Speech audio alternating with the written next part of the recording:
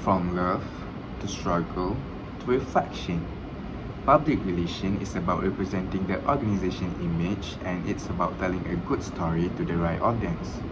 And hi, my name is Mama Iffat Rifqi bin Mama Yahya, and my ID is EM25050188659, and I am from Section 1. So let's start with the first write-up, which is CSR project Iffat Kasih by COC3023. Why did I choose this as a headline, which is UPTM students bring Iffat Kasih to Rumah Kebajikan Nurhati?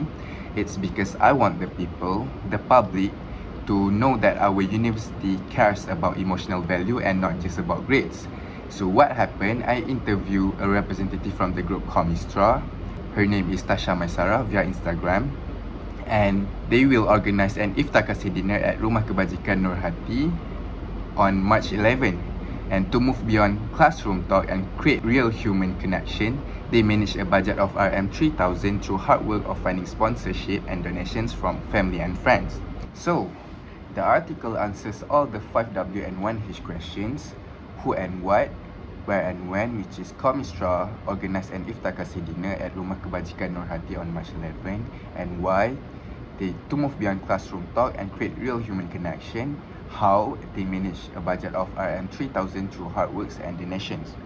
And I use inverted pyramid to organize the information between the most important and background information.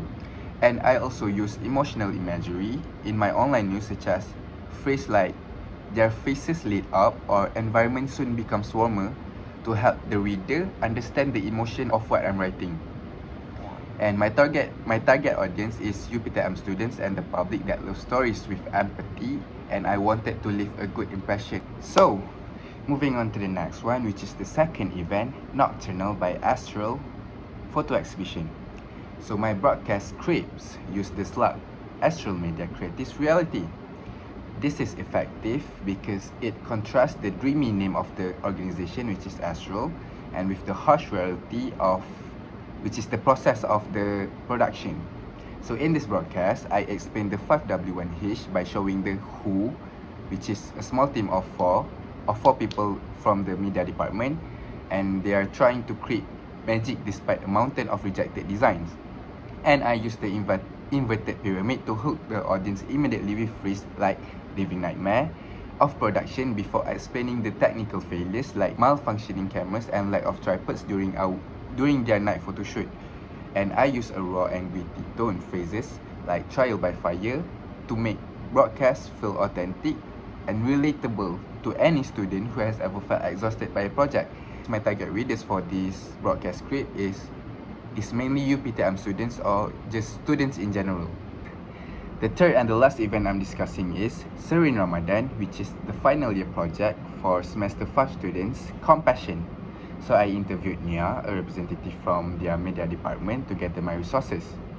So the title to my press release one is High Energy TikTok Trends Meet Holy Reflection, the bold strategy behind Serene Ramadan.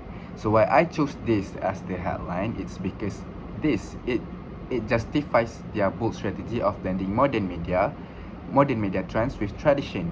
It emphasizes that this project isn't just a simple gathering, it's a planned effort to bridge the gap between social media and spirituality for younger generation. And I follow the inverted pyramid. I started with the lead, focusing on the most important news, which is their marketing strategy, because that is what grabs the audience attention.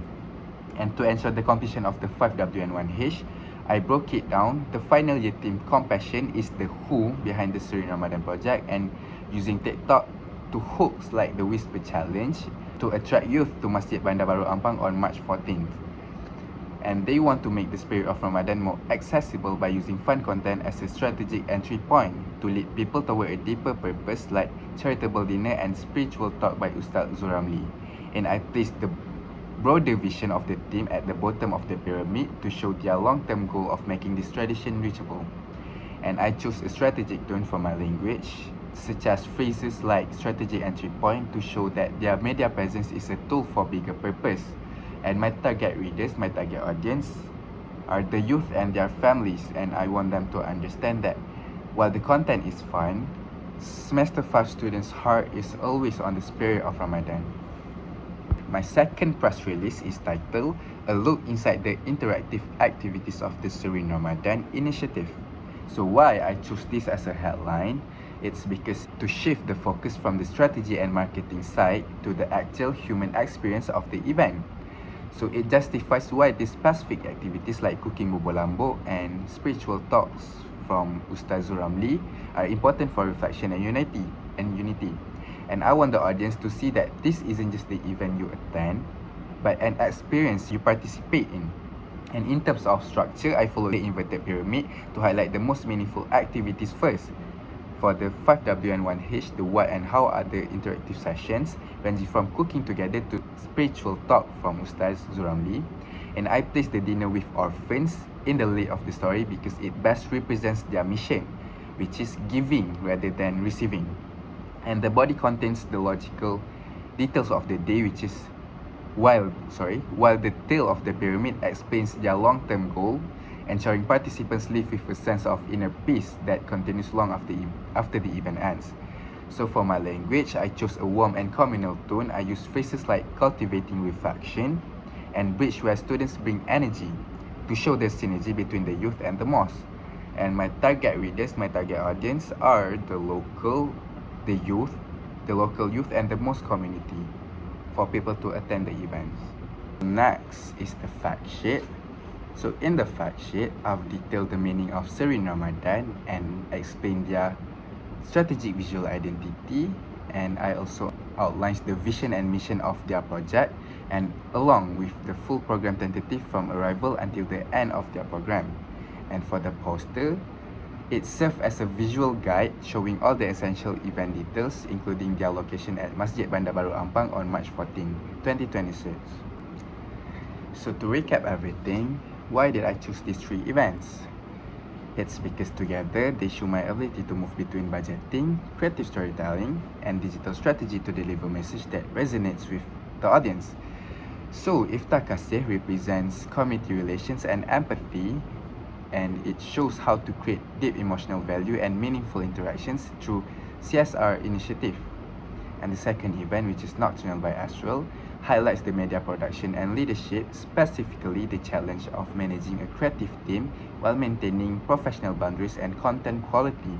And the last one, for Serene Ramadan by Compassion, they demonstrate strategic audience engagement where modern communication trends are used as a bridge to connect a younger generation with traditional community spaces. So that is all from me. I'm Muhammad Iffat Rifqi bin Muhammad Yahya, and I'm from Section 1. Thank you.